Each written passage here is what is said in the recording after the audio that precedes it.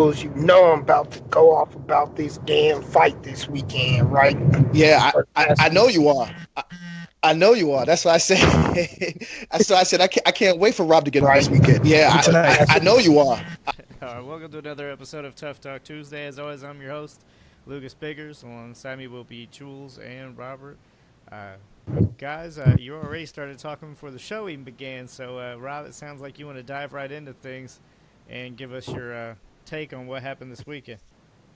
You know, almost everybody you talk to believed that this was going to be a fight of the year candidate, and strictly because of the two names you have. But in building up to the fight, even I realized there was more history at stake for this fight to be a great fight.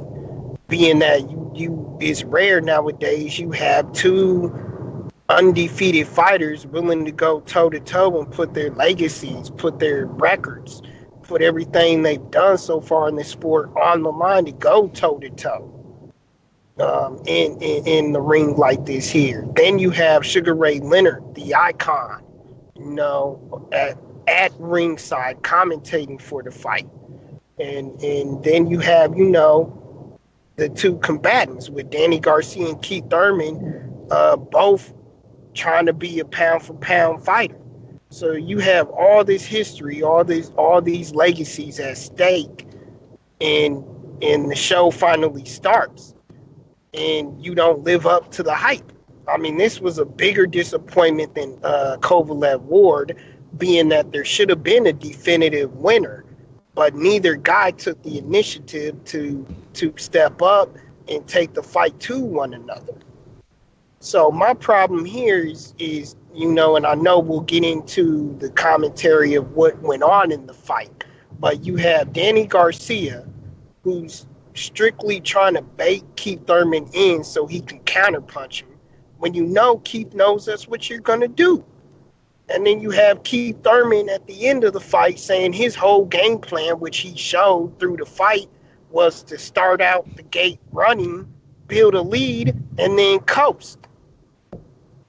So it was a big disappointment for me for you to even call yourself a pound for pound fighter and not put on a show for the fans that were there. It was one of the biggest crowds. I think it was the biggest crowd ever at the Barclays Center. And even those fans booed throughout the fight. It wasn't a great fight at all. It was two guys coming in there claiming to be the best that didn't show that they're the best. There are way more fighters out there in that division that are better than them, or at least I should say that put on more of a show than what they did. Okay. Jules, do you echo that statement?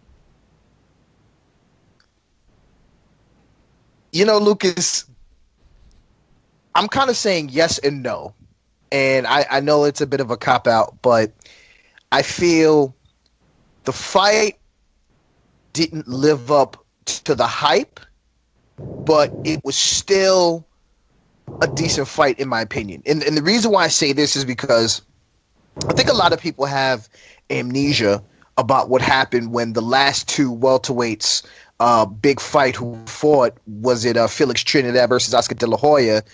People were excited for that fight, and we couldn't wait to see that fight. It was two undefeated fighters for 147 supremacy, and that fight ended up being a massive dud.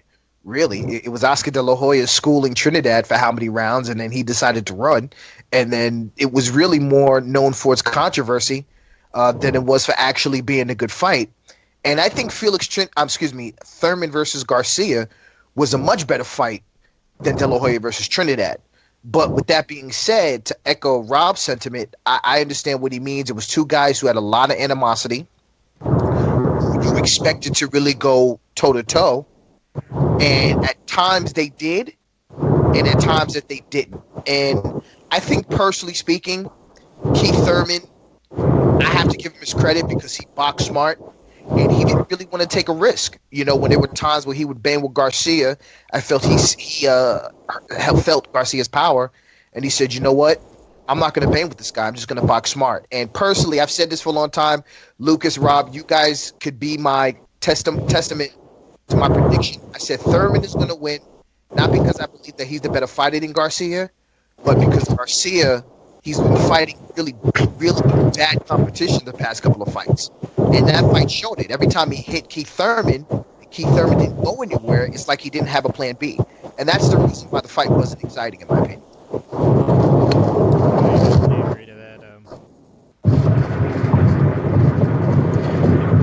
See, Go ahead. Go ahead, Luke. No, you go ahead.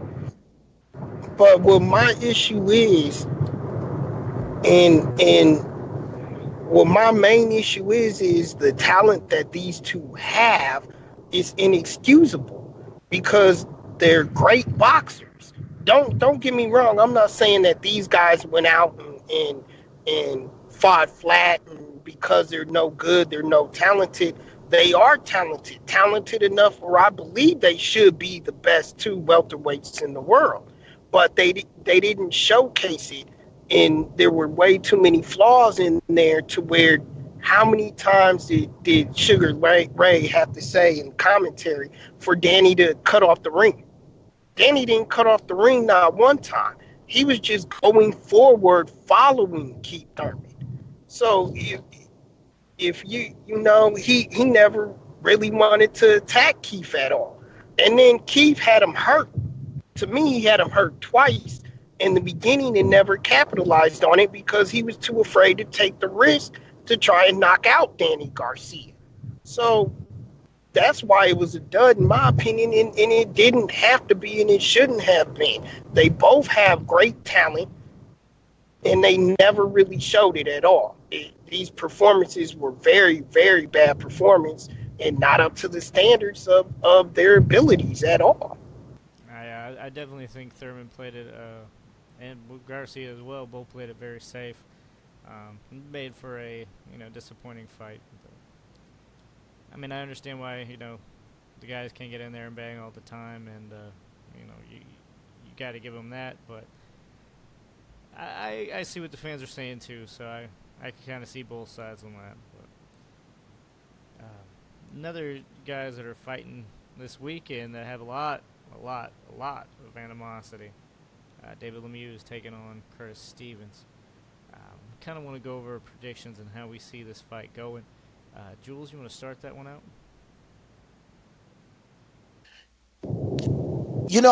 It's really hard, Lucas, because I feel that Curtis Stevens and Lemieux, they both have really Triple G in common as an opponent, and they both got beat real bad by Triple G. So you really can't benchmark those performances, based on Triple G. I would have to maybe lean towards Lemieux, and not because I think Curtis Stevens is the worst boxer, but I think Lemieux, he has a heightened reach advantage over Curtis Stevens, and I think he's going to use that to his advantage. I don't think he's going to stand toe-to-toe with Curtis Stevens. I know, I've seen Curtis Stevens live in person. I've seen him, bang with guys. He's got knockout power, and I don't think David Lemieux is going to want to take that risk. And to be honest with you, I'm kind of curious to see how the hand holds up that Curtis Stevens hurt in his last fight. I'm curious to see if that's 100%. I mean, hand injuries in boxing, that's a really hard thing to come back from. So that's one of the things I'm curious about. And if that hand is not 100%, like I asked on the conference call, I think that David Lemieux's team is going to exploit that.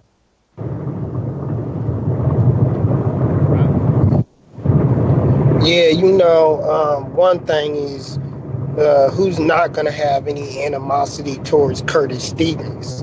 The guy is known for getting under people's skin. So, who's not going to get pissed off or mad at Curtis? My opinion, though, is one thing that Jules just touched on is the hand injury.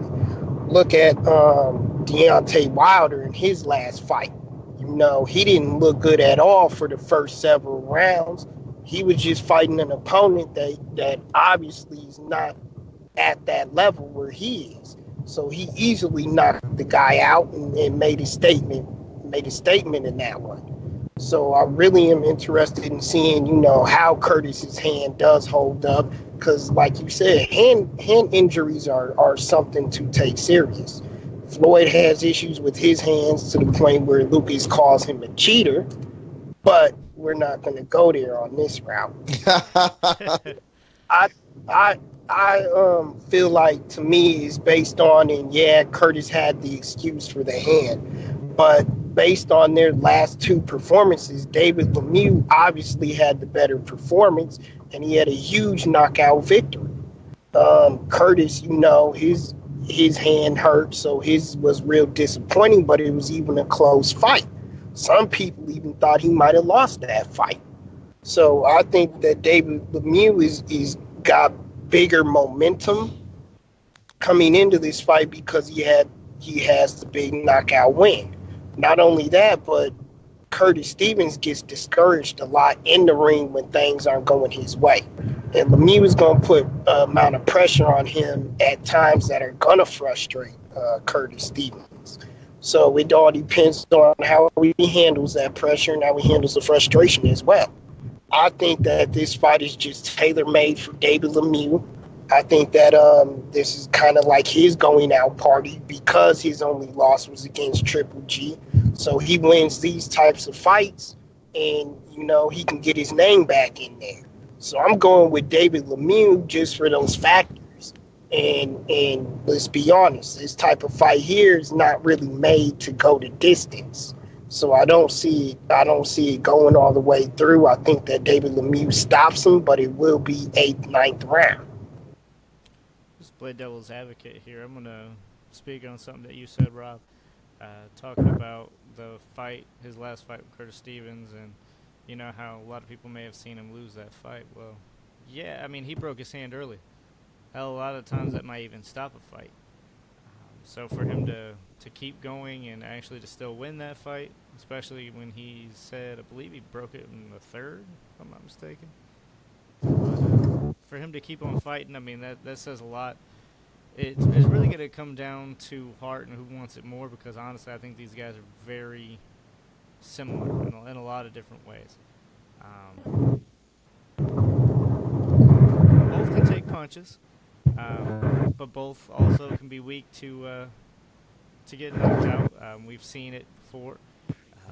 Obviously, Lemieux's been knocked out by Golovkin, then he was knocked out earlier in his career by Marco Antonio Rubio, which a lot of people like to forget. Let it not get twisted. Stevens definitely has more power than Rubio. I'm not saying Curtis Stevens is going to win, because I do think that Lemieux is a little bit more hungry. So I'm going to go with a decision for Lemieux. But we can definitely see an upset here. I think Stevens is definitely being overlooked. Oh yeah, Rob, I agree with you 100%. Not to cut you off. Stevens has a puncher's chance. Like, that's one of the things where you have to acknowledge, if he gets in close with Lemieux and he lands those bombs, it's going to be a problem for Lemieux. And I think that is one of the things. I don't care how much animosity you have against a person. Case in point, going back to last week's fight, Keith Thurman and Danny Garcia had a lot of animosity towards each other for a year. And as soon as the fight came, you saw Keith Thurman fight a very smart fight that Dan Birmingham told him to do. And I think David's team is going to say the same thing. Listen, I know you want to take this guy's head off, but if you get careless, it's good night. So I say Lemieux by decision, only for the fact that he uses his boxing skills and he doesn't stand toe-to-toe with Steve. Because if he does, then lights out. I mean, that's another thing, guys. I mean, when's the last time you've seen Rubio? When's the last time you've seen Lemieux really rattled by somebody like this and really kind of getting into his head?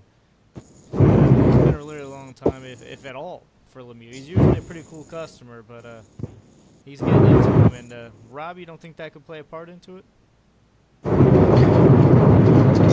No, because I still think a lot of that stuff is hype.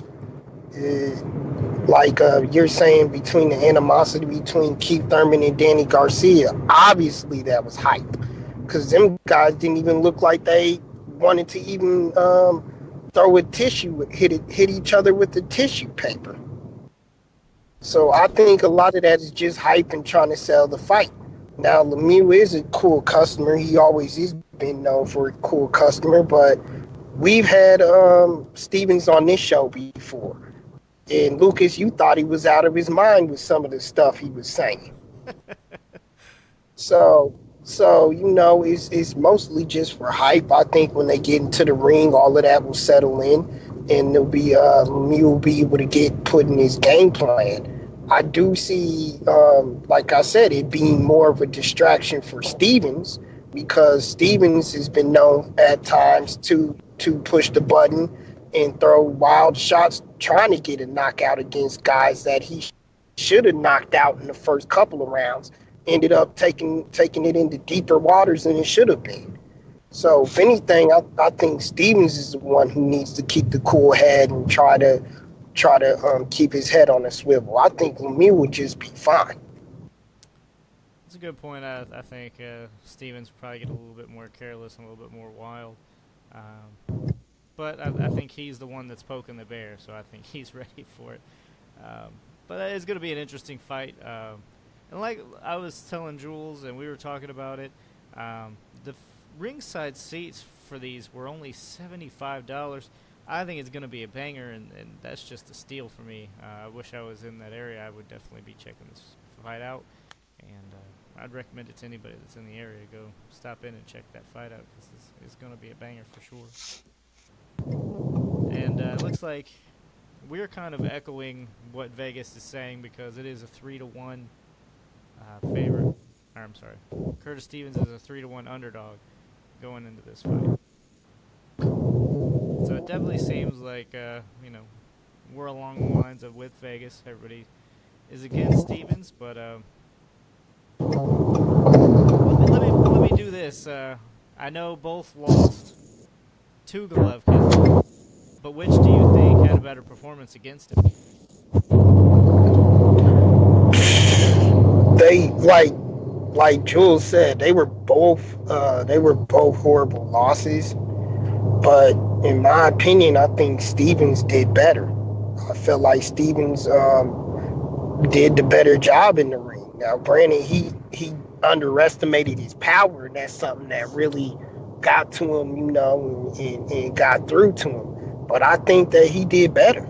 I just think he did better as well. He hit him with a couple of hooks that actually backed Golovkin up, shook his back leg a little bit.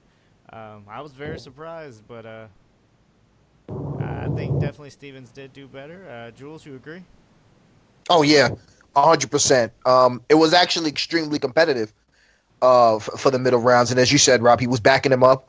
And I remember, actually being surprised, because I didn't remember seeing Triple G being backed up like that ever, up until that point. And he was being backed up by Curtis Stevens, and Lemieux looked absolutely terrible. I was surprised because I remember I paid for that fight because it was on pay-per-view, and I thought it was going to be a little more competitive. And not to say anything negative about Lemieux, but Lemieux looked absolutely terrified, going into that fight. And it was like he was literally fighting Iron Mike Tyson. He would throw the jab, and granted, Triple G did look better in the Lemieux fight than he did with the Curtis Stevens fight, because Triple G was throwing a lot of jabs. I'll never forget that. He was throwing a lot of jabs and not coming in careless. But, I have to say that if you want to talk about a better performance, it goes to Stevens hands down. Right. Go ahead. I just have a question for y'all, since we're on the topic of Triple G and those two performances. But my dad is always telling me, you can tell when a guy is a hard puncher just when he hits you like in the elbow or whatever, and you feel that pain. Along the sense of what Jules was saying, I think that's where Golovkin gets a lot of fighters at, is because he doesn't care where he hits you. And a lot of the times you try to block those shots and it gets caught with the elbow or it gets caught, with the forearm or whatever, and it's frighteningly hurting them. So that's where I think it comes from with Golovkin with that type of power, and even Tyson. But Golovkin more so because he hits you anywhere and it hurts. Definitely. I mean, he's one of the best power punchers in all of boxing right now. So, and I think that Mike Tyson kind of had a same moniker. I mean, he wanted to go in and just land punches. Of course, you try to land punches clean, but Floyd can't really do a shoulder roll if you break his shoulder. Right. Right. So it was kind of one of the break him down. But I'm really excited for the GGG Jacobs fight. We'll talk about that next week. But let's go back to Thurman. So now that Thurman's won, he definitely has some options here. First, I want to say the Pacquiao. We did a Twitter poll to see who Khan should face next. Now, at the current point in time, Pacquiao Khan was still seeming like it was going to be signed and delivered, but apparently that has fallen through, and it sounds like Pacquiao is going to go back to facing Horn. But that's still up in the air. However, for the sake of this, I'm just still going to go over what we found out here from the viewers. So when you look at it, everybody said only 13% said they would like to see a Garcia rematch, and I gotta agree. I mean, not a lot of people were thrilled with that fight. 33% said they wanted to see him take on the Pacquiao-Khan winner, but a whopping 53% said they wanted to see him fight the winner between Errol Spence and Kell Brook. Jules, is that the fight you want to see? You know what, Lucas? I wouldn't mind seeing it. I mean, I'm not going to say that if Thurman fought Pacquiao, that I would choose him fighting, you know what I mean, the winner of Spence versus Brook. I would love to see him fight Manny Pacquiao. Especially, me, following Pacquiao for God knows how long. Wanting to see him, fight bigger fights again to cap off his career, and seeing him fight a hungry champion like Keith Thurman, I would obviously take that over the winner of Spence Brook. But the Thurman versus the winner of Spence Brook is very intriguing. But Rob and I, we had a conversation about it, and I'm going to be honest with you. I don't see. As much as I wrote a piece about it, I think Thurman is the king, or at least should be considered the king at the welterweight division. With his unification efforts. Him fighting Brook is going to be a tough match for him. Obviously, we know that Brook is going to be a tough fight as well. But Spence, oh my gosh, man, I'm really high up on him. We all are, and it will be a very, very tough fight. And if Spence does happen to be Brook, a unification bout, between Thurman and Brook would be, it's a nice substitute for Thurman versus Pacquiao. So I would see it. Yeah, I mean, I don't know if he's quite ready for Pacquiao just yet. I would like to see him take on the Errol Spence, and then whoever wins between the Errol Spence or the Kell Brook winner, then go on to fight Pacquiao. Right now, I'm not so sure Thurman could beat Pacquiao. However, like a Crawford, I would be a little bit more hesitant to say that he couldn't beat him, because Crawford Pacquiao is really the fight to be made right now.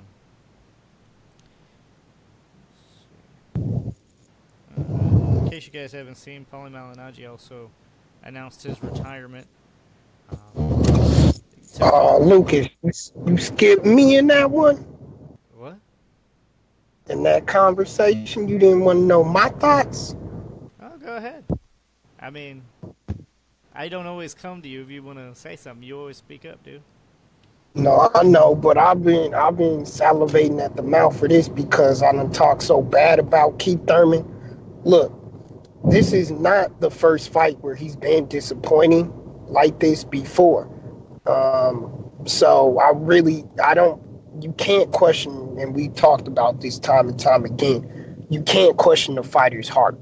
They're in the ring, it's their livelihood on the line. You can't question that. But a guy like Errol Spence, he has to stay away from, because Errol's looking at knocking your damn head off the whole entire fight. He's looking to knock your head off. And the way that Thurman's been fighting lately, he's not ready for that. I think Kell Brook, win or lose, is the way to go, because that's a more favorable matchup for his style. It's not a guy that he's going to be too much worried about in the power category. So it's going to be more of a competitive fight for a guy like Keith Thurman to do. Errol Spence is going to try to knock his head off and probably will succeed. Pacquiao, you can see that fight. I can see that fight going too as well, with him and Pacquiao. But like Lucas said, right now the way that Thurman fights, I don't see him winning.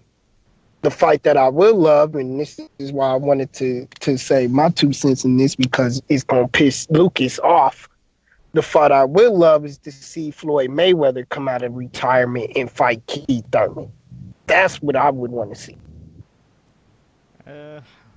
For Floyd to come out, it's not gonna piss me off. I just don't think Thurman's anywhere near ready for Floyd Mayweather or Manny Pacquiao just yet. But here's the point no with Floyd. To Thurman, I think Thurman can possibly get there, sure, but I just don't think he's currently there yet. But here's the point with Floyd, though, is Floyd is obviously worried about his power.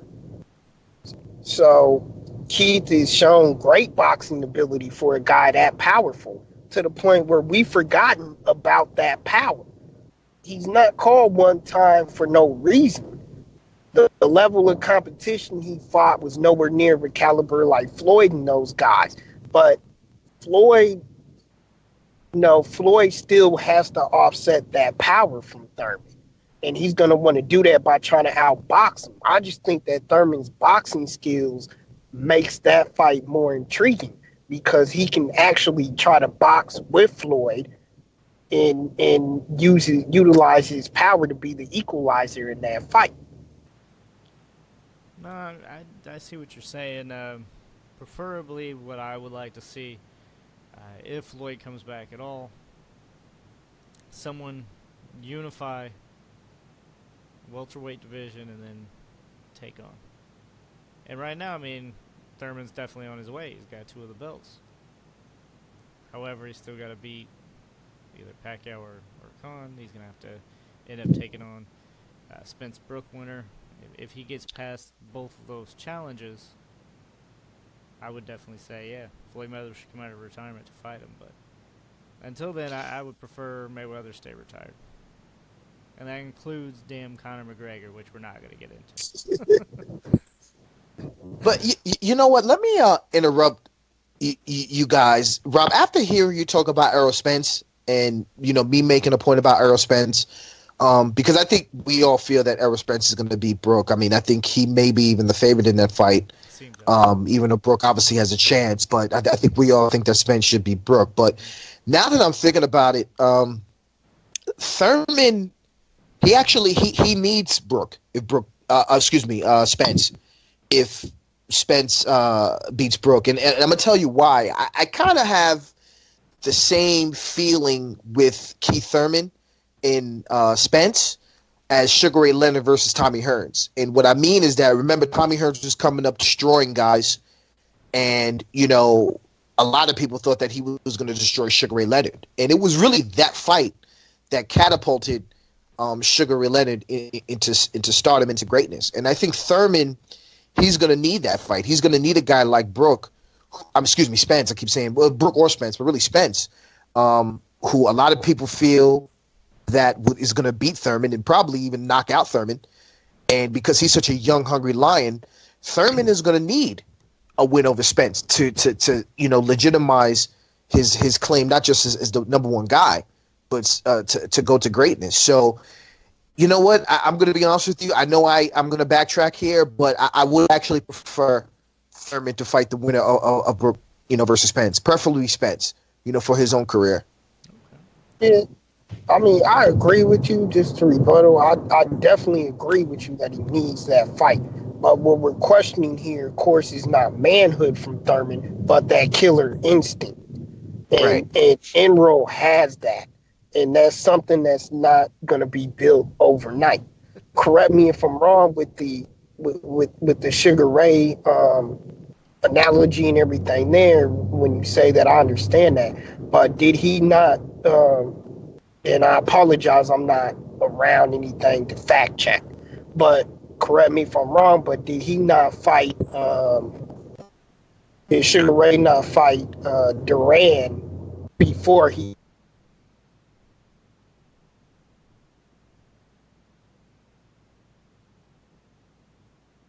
Did you cut off? Considered legitimate because of the excuses about the weight club cut and the no mas fight. More people were wondering why Roberto Duran quit as opposed to why Sugar Ray Leonard won. And there was actually talks about the fight being fixed and all kinds of garbage. So even though he avenged his defeat, it was the Tommy Hearns fight that Sugar Ray Leonard, he needed that fight because yeah. I understand. What I'm alluding to is the first fight, though. To me, Sugar Ray proved that he was much more of than just a boxer when he fought his fight during that first fight. Granted, right. He lost, but he proved to be that, you know what I'm saying? He proved to be that he can fight with you besides just boxing. And the reason why I bring that analogy up there to me is because I have not seen Thurman prove that yet. I haven't really seen even with the Porter fight, because the Porter was a rough fight. Correct. Porter was a rough fight for him. It was, but I still in that fight didn't see a killer instinct because to me he should have beat him by more points. There shouldn't have been an argument at the end of the fight or even argument for it being a draw at the end of that fight. I think he should have established dominance more. When Porter pushed him, every time Porter pushed him, I felt like he should have gave it more.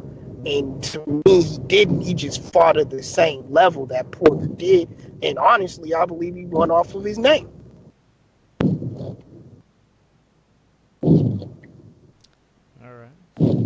You're killing me, though, when you say Errol, because it sounds like Emerald for some reason. Errol Spence. Yeah, Errol. It sounds like you say Emerald. Like was it the cook on Food Network? Don't get him at me. I ain't trying to have him knock my head off.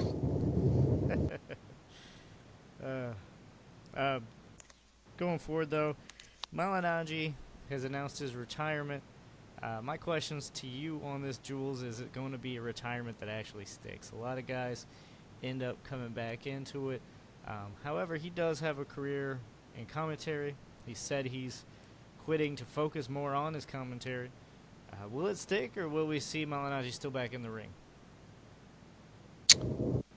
Yeah, it has to stick. Unless they offer Malignaggi, ridiculous amounts of cash that he can't turn down.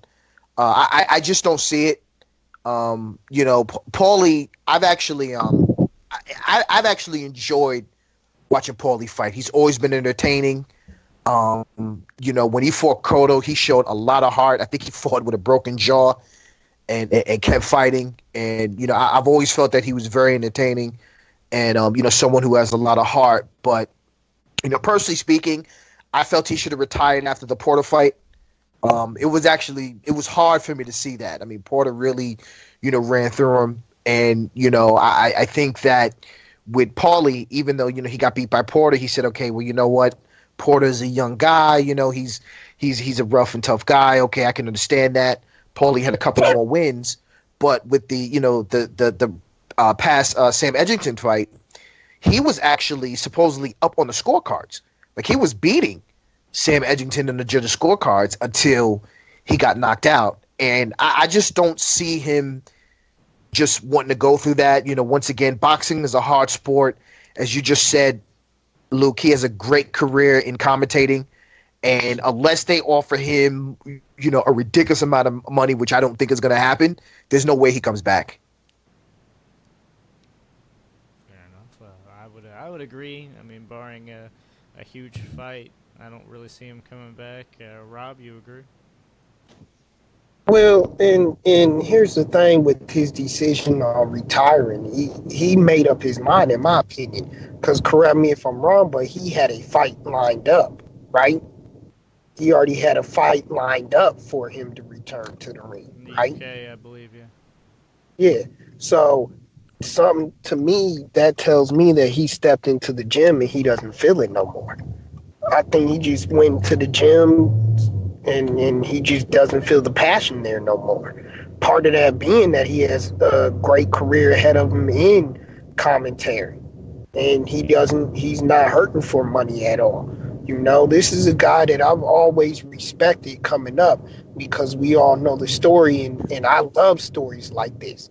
A guy who does, a Joe Smith caliber fighter, works a regular 9 to 5 and then spends his off time in the gym. That's how he started out in the sport. And he went to great heights, made a lot of money with the commentary. He's a smart kid, so I know he does well with his money. So he really doesn't need the ring other than for pride. So I think when he stepped in the ring, to in the gym and everything, he made that decision up. So I don't see him coming back from that.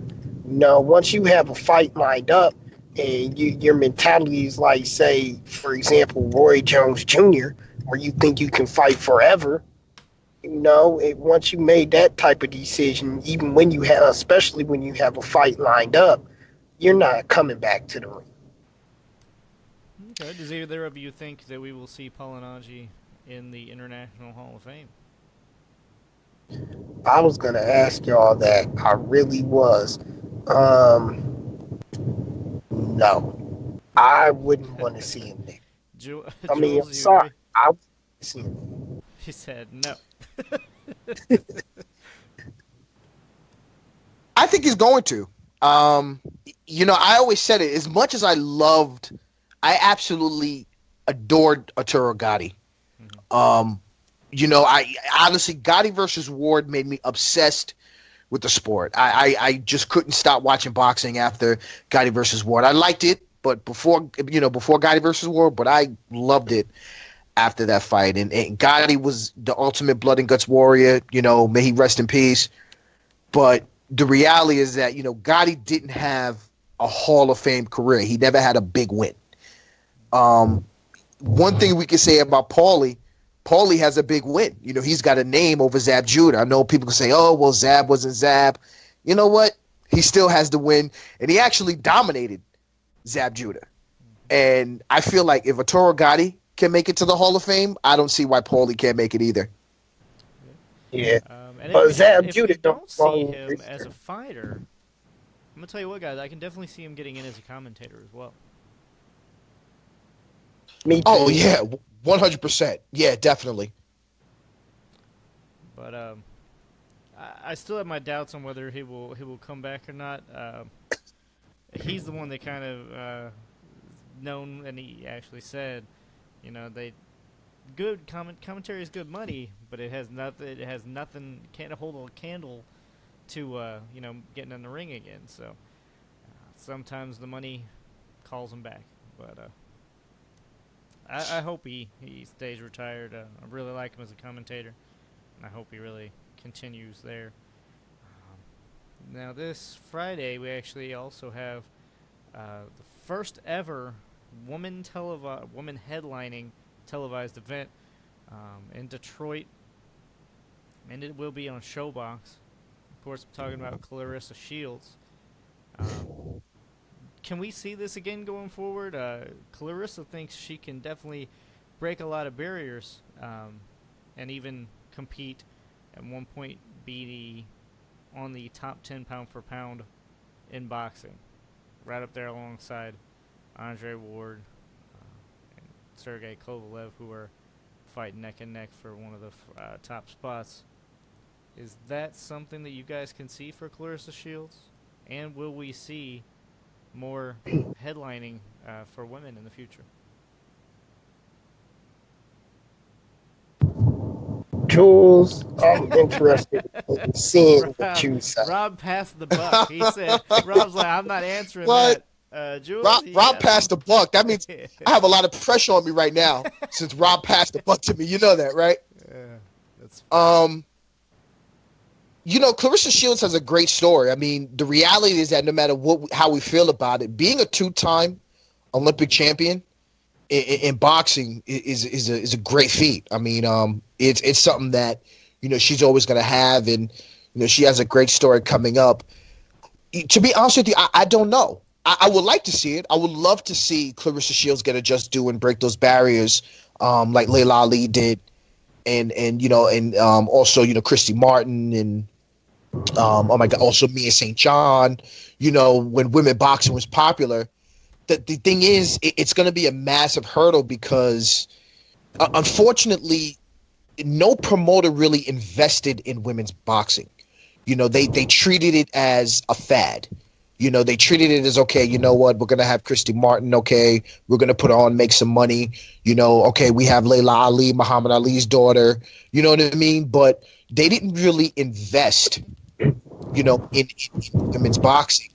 And I think that's what's going to hurt Clarissa Shields in the long term, because it's kind of like, if you talk about women's boxing, nobody's going to, not a lot of people outside of hardcore boxing fans are going to know Sia Riker, and the people who pioneered women's boxing. So it's kind of like she's starting from scratch. You know what I mean? So it's going to be difficult for her. I hope she does.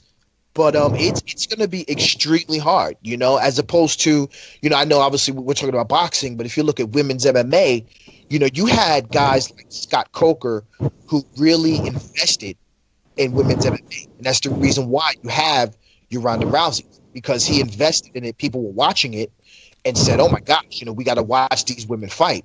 No promoter really invested in women's boxing, putting it as a headliner, making sure that you see it on a lot of undercards, especially within the last 10 years, and even Heather Hardy, a fighter out here in New York, she was on the undercard at the Barclays Center, and they didn't even show it, so it's going to be hard. It's going to be really difficult for her. I hope she can, but it's going to be hard.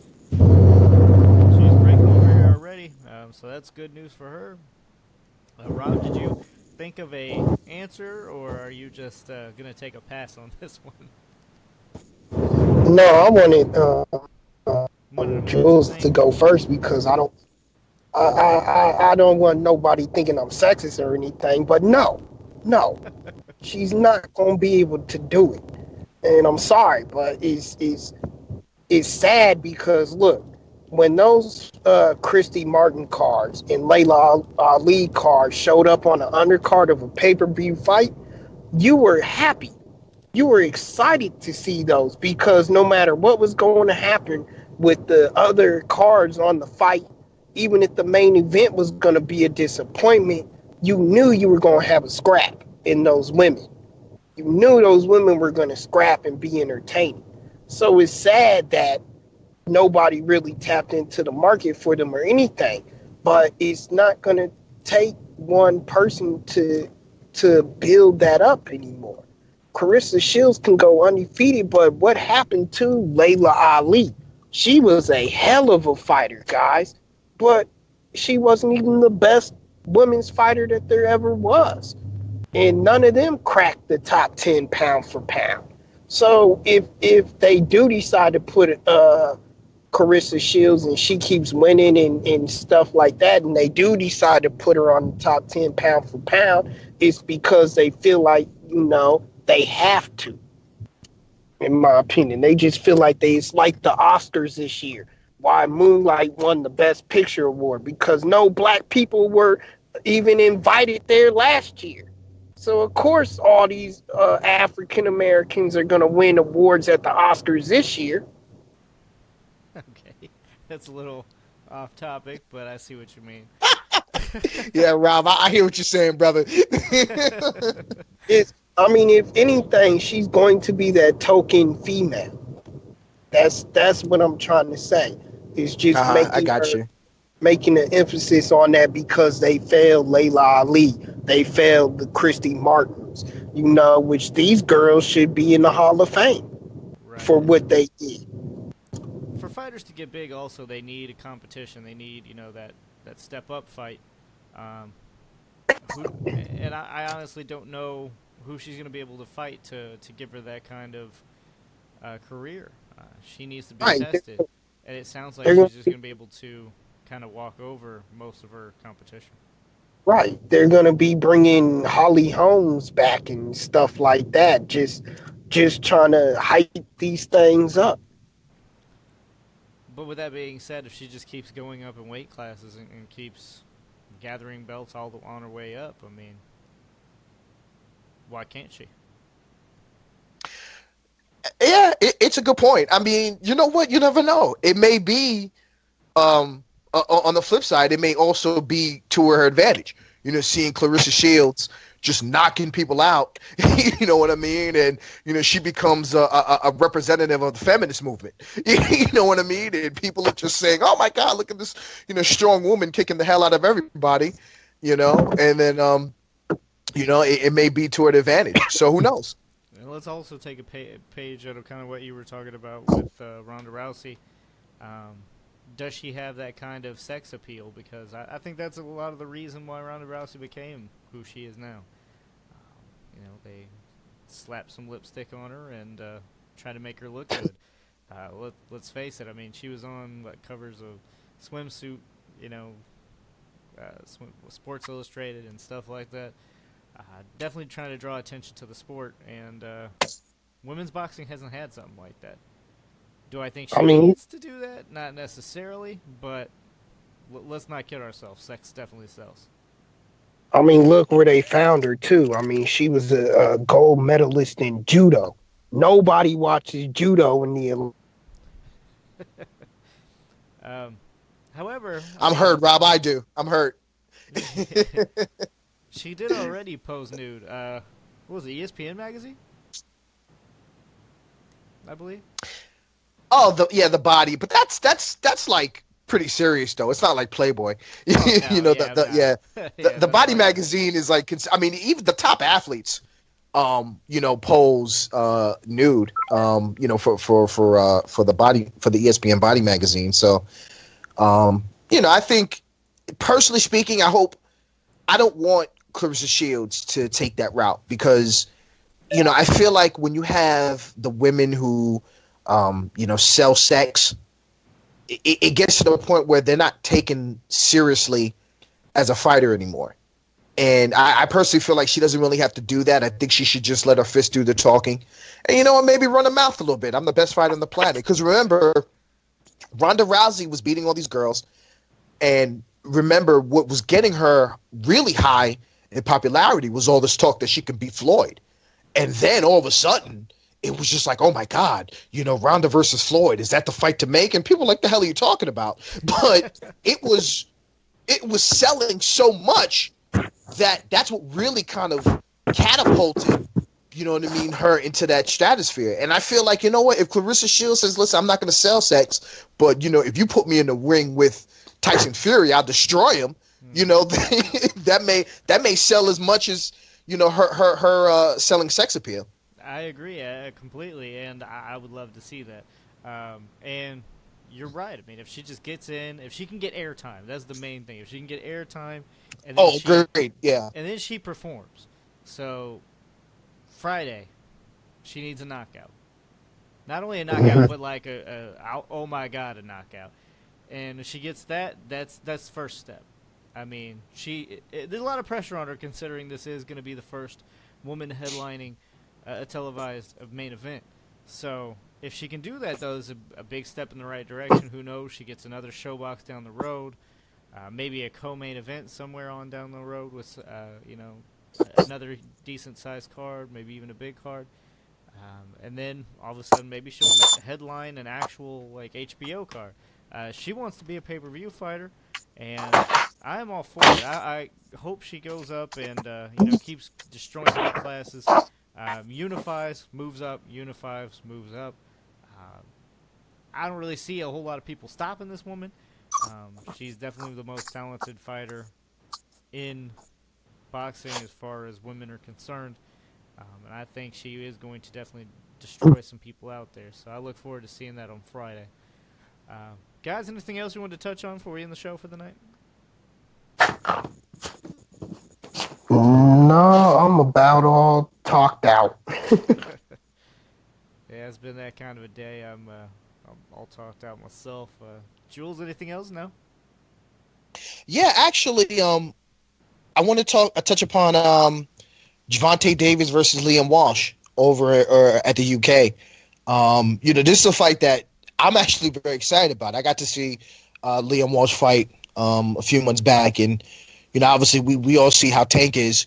How do you feel that that's going to play out? I mean, do you feel that this is a straight Tank victory, or do you feel Floyd Mayweather's just throwing him to the wolves and having him fight a tough guy like Liam Walsh? I don't think it's a straight victory. I honestly think it's a nice step up. I love to see it, and I honestly think it's going to be a pretty good test for him. But Rob, you ready to say something?